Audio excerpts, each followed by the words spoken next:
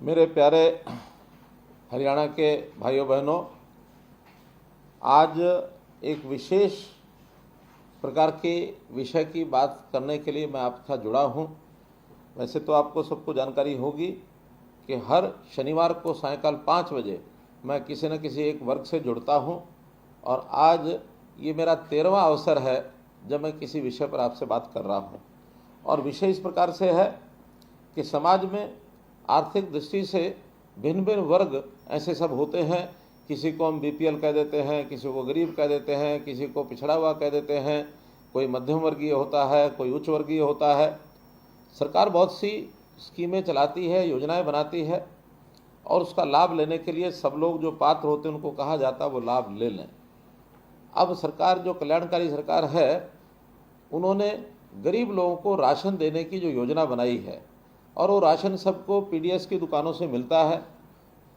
BPL के जो परिवार होते हैं उनको राशन की सुविधा पीला कार्ड, खाकी कार्ड और इसी प्रकार से गुलाबी कार्ड, ऐसे 3 कार्डों के माध्यम से ये राशन कार्ड मिलते रहे हैं। हरियाणा में 2006-07 में इसका एक सर्वे किया गया था जब गरीब परिवारों की पहचान की गई थी और उसके बाद लगातार उन्हीं राशन कार्डों पर और ये राशन चलता रहा। एक बार हमने 2018 में या 2019 में ऐसे जो SCCC डाटा एक बना हुआ है उसके आधार के ऊपर कुछ और परिवारों को चिन्हित किया था और लगभग 50,000 नए कार्ड बनाए थे। लेकिन लगातार हमको शिकायत मिलती थी कि बहुत से ऐसे गरीब परिवार हैं जिनको राशन कार्ड, खास करके पीला राशन कार्ड, बीपीएल का राशन मिलना चाहिए। और बहुत ऐसी शिकायतें भी मिलती थी कि जिनको पहले से मिल रहा था अब वो परिवार संपन्न हो गए हैं, किसी का मकान अच्छा बना है तो कोई सरकारी नौकरी प्राप्त कर गया है, किसी के पास गाड़ियां भी हैं, किसी के पास बच्चे उनके अच्छे स्कूलों में भी पढ़ते हैं, कोई अच्छे मकान बना के रहता है, तो उनके कार्ड नहीं बनने चाहिए।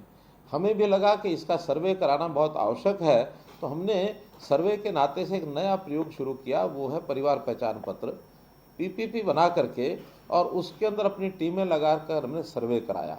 72 लाख परिवार पूरे हरियाणा में हैं जिनका ये सर्वे हुआ है और इसके अंदर जो पहले बीपीएल की शर्त 1,20,000 रुपये वार्षिक होती थी, हमने उसमें इस बीपीएल की सीमा को बढ़ा करके 1,80,000 भी किया और सब मिलाकर ये ध्यान में आया कि 12.5 लाख परिवार ऐसे हैं जिनका राशन कार्ड बनना चाहिए, अभी बना हुआ नहीं है। और हमने 25 दिसंबर को इस टारगेट को पूरा करने के लिए अपना सिस्टम ऑन किया और जनवरी के महीने में 12.5 लाख परिवार इनको राशन कार्ड, पीला कार्ड ये दिया गया। एक बात ध्यान करने लायक है, हमने खाकी कार्ड जो ओपीएच कार्ड होता था उस व्यवस्था को भी समाप्त किया और उस ओपीएच कार्ड को भी बीपीएल कार्ड की श्रेणी में ले आए। और साथ ही जब ये 12.5 लाख परिवार बढ़ गए तो एक ध्यान में जो दूसरी बात आई थी कि जो परिवार संपन्न हो गए हैं, जिनका जैसा मैंने पहले बताया अब वो श्रेणी से ऊपर चले गए 1,80,000 से, आखिर उनके राशन कार्ड को, उनका राशन बंद करना चाहिए। और ये बात शायद कोई और न कर पाता, लेकिन हमने हिम्मत से आप लोगों के सुझाव के कारण से ये 8 लाख कार्ड काट भी दिए और इनका राशन बंद भी किया। इसकी कई प्रकार की आलोचनाएं हुई, कई प्रकार की बातें आई कि आपने बंद क्यों कर दिया। आखिर तो केंद्र सरकार इसका जो हमको लाभ देती है वो एक निश्चित परिवारों के लिए देती है, उससे ज़्यादा लाभ हमको वो मिलता नहीं है। और हमारे यहाँ वो 27 लाख या 28 लाख कार्ड की ही एक सीमा है जिसके अंतर्गत हम ये राशन का लाभ दे सकते हैं। और फिर आखिर तो हर व्यक्ति को गरीबी के कारण से ये कार्ड मिलते हैं, उसकी आर्थिक स्थिति संपन्न हो जाती है तो उसको मुझे लगता है कि वैसे अपने आप भी छोड़ देना चाहिए। 80,000 परिवार तो ऐसे निकले जिन परिवारों में किसी न किसी को नौकरी मिल गई और इसी प्रकार से 3 लाख परिवार ऐसे निकले जिन्होंने पिछले 3 साल में कभी न कभी अपनी इनकम टैक्स की रिटर्न भरी है और इनकम टैक्स पे किया है। और इसी प्रकार जैसे मैंने बाकी श्रेणियां बताई, ऐसे सब सर्वे कराने के बाद ध्यान में आया कि 8 लाख परिवार ऐसे हो सकते हैं जिनका जो है राशन कार्ड कम कर सकते हैं। लेकिन बाद में शिकायतें मिली और शिकायतें ऐसी मिली कि भी हमारा राशन कार्ड तो गलती से कट गया है, हमारी इनकम तो इतनी है नहीं, इनकम का जो चढ़ाई गई है वो बच्चे की भी इनकम ज़्यादा मान ली गई है, किसी व्यक्ति की कम इनकम है तो उसकी ज़्यादा मान ली गई है। और आपको ध्यान में होगा कि जनवरी में ऐसे सब लोगों को हमने कहा कि आप पोर्टल के माध्यम से अपनी शिकायत दर्ज करिए, अगर गलती से आपका राशन कार्ड कटा होगा तो वो राशन कार्ड उसका हम दोबारा से बनवा देंगे।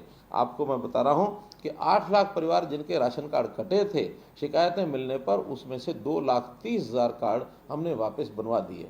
और वो 2,30,000 परिवारों में से आप लोग ऐसे हैं जिनके राशन कार्ड जो पहले बनाए गए और फिर बाद में शिकायत पर उसका एक बार सर्वे करा करके उसको दोबारा कार्ड बनवाया। मैंने ऐसी श्रेणी को आज बातचीत के लिए अपने साथ बुलाया है।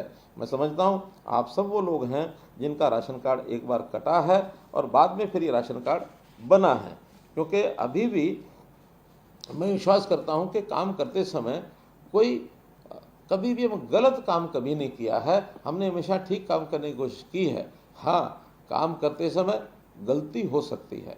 गलत काम करने में और गलती होने में एक जो बहुत मोटा अंतर है वो नियत का अंतर होता है। अगर आप हमारे पर विश्वास करें तो मैं आपको विश्वास दिलाना चाहता हूं कि हमारी नियत में कोई अंतर नहीं है। हम हर उस गरीब परिवार को जिसके घर में 2 समय का भोजन नहीं बन सकता या मानो 1,80,000 से नीचे इनकम है तो उसको राशन कार्ड जरूर पहुंचना चाहिए। 1 लाख रुपए की इनकम के परिवार वालों में से किसी न किसी को मुख्यमंत्री अंत्योदय परिवार उत्थान योजना जो हमने चलाई है उसमें किसी को रोजगार मिलना चाहिए। अगर वो कहीं कोई प्राइवेट काम करना चाहता है, पैसे की उसको आवश्यकता है, तो हम बैंक से लोन लेकर के भी देते हैं। ये काम भी हम कर रहे हैं गरीबों के लिए। इसी प्रकार हमने जो गरीब परिवार हैं उनको आयुष्मान भारत के नाते से 5 लाख, आयुष्मान कार्ड के नाते से योजना जो बनाएगी प्रधानमंत्री जी ने बनाई, 5 लाख रुपया हर परिवार का स्वास्थ्य बीमा योजना, ये भी सबको लेके दिया। 15.5 लाख परिवारों को इस योजना का लाभ ये केंद्र सरकार ने दिया। फिर भी हमें लगा कि ये योजना और लोगों को मिलनी चाहिए। जैसे हम राशन कार्ड अभी 27 लाख पहले वाले और जो नए 4 लाख या 5 लाख और जुड़े हैं, लगभग 32 लाख से ऊपर लोगों को राशन कार्ड मिला है। ऐसे सब लोगों को आयुष्मान भारत का लाभ एक नई योजना चिरायु हरियाणा करके जोड़ी, उन लाभ देने के लिए भी हम आगे आए हैं। इसके बाद बल्कि एक सुझाव ये आया था कि आखिर 1,80,000 से ऊपर कोई एक सीमा लगभग 3 लाख रुपए की रखी जाए और ऐसे लोगों से खर्च का कुछ हिस्सा ले लिया जाए। हमें जब ये औसतन बताया गया कि एक परिवार पर हिस्से में 3,000 रुपया आता है तो ये तय किया कि उसमें 1,500 रुपया ये परिवार दे देंगे, 1,500 रुपया सरकार दे देगी। आखिर 125 रुपया महीना दे करके किसी परिवार को 5 लाख रुपए का बीमा मिलता है, वो लाभ होता है। तो कभी भी परिवार का कोई आदमी जिसको अस्पताल में खर्चे यानी आवश्यकता पड़ती है उसका खर्च 5 लाख तक वो सुनिश्चित हो जाए तो उस परिवार का बहुत बड़ा लाभ होता है। तो हमने वो योजना भी अभी लॉन्च करनी है। उसमें सब लोगों को आह्वान करेंगे कि वो लोग इकट्ठे 500 रुपया एक साथ, अथवा कोई वेतनभोगी व्यक्ति है तो 125 रुपया महीना अपनी सैलरी में से कटा देगा तो उस योजना का वो लाभ भी ले सकता है। यहीं तक सीमित नहीं रहे, हमने कहा कि ऐसे जो लोग हैं जो बीमार हुए नहीं हुए हों लेकिन कभी भी उनको कोई अस्वस्थता का कारण बन सकता है, तो ऐसे लोगों का क्यों नहीं एक बार यानी शारीरिक स्वास्थ्य परीक्षण ये होना चाहिए। हमने इस योजना को भी लागू कर दिया है और इस योजना का नाम रखा है निरोगी हरियाणा। और जितने भी हमारे हॉस्पिटल्स हैं, जितने हमारी CSCs हैं जहाँ पर ये टेस्ट करवाए जा सकते हैं, ऐसे सब जगह वो टेस्ट कराने शुरू किए हैं। अभी तक 4.5 लाख लोगों का ये टेस्ट परीक्षण ही हो चुका है। बड़ी संख्या है, 1 करोड़ के लगभग संख्या है। हम आगे चल करके जितने प्राइवेट हॉस्पिटल हैं, जितने लैब्स हैं टेस्ट करने वाली, इन सब को भी एक सरकारी उनके साथ समझौता करके इनके वहाँ भी ऐसे जो परीक्षण हैं उनको करने का और एक हम कार्यक्रम लेने वाले हैं ताकि करोड़ों की जनता का जो परीक्षण है ये पहले हो सके। जब स्वास्थ्य परीक्षण होगा तो छोटी बड़ी कमी चाहे जो भी नज़र आएगी उसका समय पर इलाज कराना ये कई बार संभव हो पाता है। अगर पता न लगे तो बीमारी इस स्तर तक पहुंच जाती है कि कई बार तो वापस लौटना भी मुश्किल हो जाता है कि बीमारी गंभीर हो जाती है। गंभीर बीमारी, लाइलाज बीमारी, तो जीवन भी जोखिम में पड़ जाता है। तो प्रारंभ में ही अगर कोई चीज़ मिल जाती है तो उसको उसके हिसाब से ठीक किया जाता है। जैसे कहावत है अंग्रेजी में, nip the evil in the bud, कि कोई भी ऐसी बुराई है उसको प्रारंभिक चरणों में उसको समाप्त कर देना चाहिए। तो यही हमारे शरीर के रोग के साथ है। अगर प्रारंभिक भी कोई जानकारी मिल जाए तो उसका तुरंत इलाज कराना संभव हो जाता है, उसका भी हमको लाभ हो सकता है। तो मित्रों, हमारी सरकार ये गरीब की सरकार, ये उस ज़रूरतमंद की सरकार, नीडी आदमी की, जिसको समय पर जो लाभ मिलना चाहिए वो मिल सके, इसके लिए हम काम करते हैं। हाँ, एक बात का मैं और निवेदन हमेशा करता हूँ कि किसी को भी गरीब रहने में, गरीब कहलाने में आनंद नहीं आता है। आखिर गरीब हमारी मजबूरी हो सकती है, हमें प्रयत्न करके इस गरीबी में से बाहर कैसे निकलना, इसमें सरकार सहयोग करेगी। हम बाकी जो समाज में बहुत समाज सेवी संस्थाएं होती हैं, NGOs हैं, CSR के माध्यम से लोग काम करते हैं, इनको भी सबको कहते हैं कि आप लोग अपने आसपास के क्षेत्र में रहने वाले ऐसे लोगों को उनको रोज़गार के नाते उनकी मदद करिए।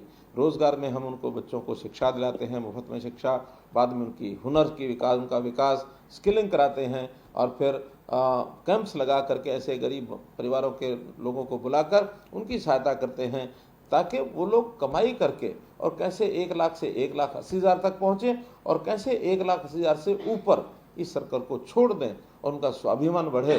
स्वाभिमानी होकर के वो ये कहें कि हाँ, अब हम पैरों पर खड़े हो गए हैं, अब हमको अगर ये जो सहायता सरकारी मिलती है ये छोड़नी भी पड़े तो ये हम छोड़ सकते हैं।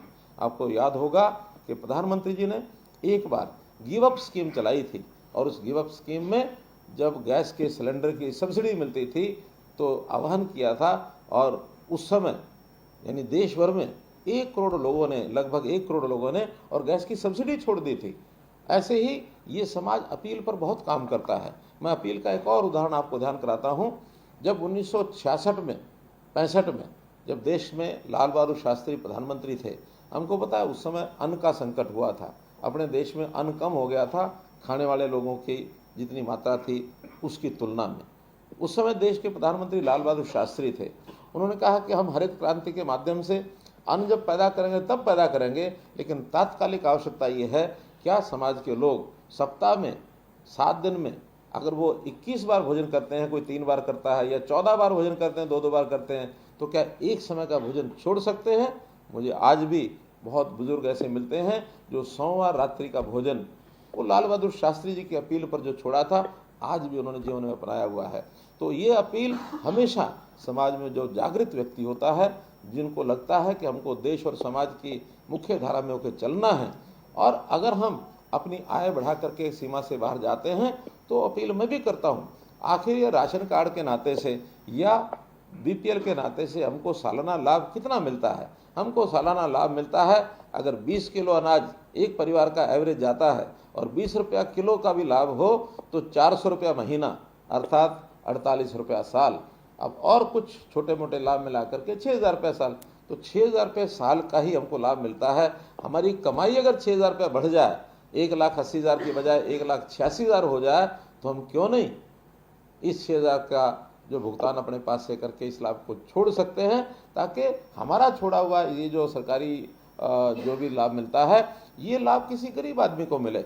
जिस गरीब आदमी को नहीं मिल रहा है उसको ज़्यादा मिलेगा तो वो हमको दुआएं देगा, हमारे ऊपर आशीर्वाद हमारे ऊपर देगा, हमको आनंद आएगा। तो मैं तो आज इस अवसर पर इतनी बात आपसे कहने के लिए जुड़ा हूँ कि आपको जो शिकायत थी कि हमारा राशन कार्ड कटा है और हमें उसकी पीड़ा थी कि गलत आदमी का तो नहीं कट गया है, ताकि उसका दोबारा से जोड़ा जाए।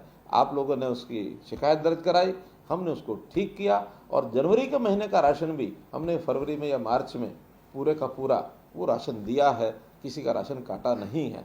अब ये बात जो मुझे जानकारी है मैं आपके सामने रख रहा हूँ, लेकिन मैं ज़रूर चाहूँगा कि इस प्रकार की बातों की जानकारी आपको जो हो और आपको वो लाभ न पहुँचे तो उसकी समय समय पर आप मुझे जानकारी कभी न कभी ज़रूर भेजें, ताकि व्यवस्थाएं जो हमने बनाई हैं वो सारी ठीक से लागू हो सकें।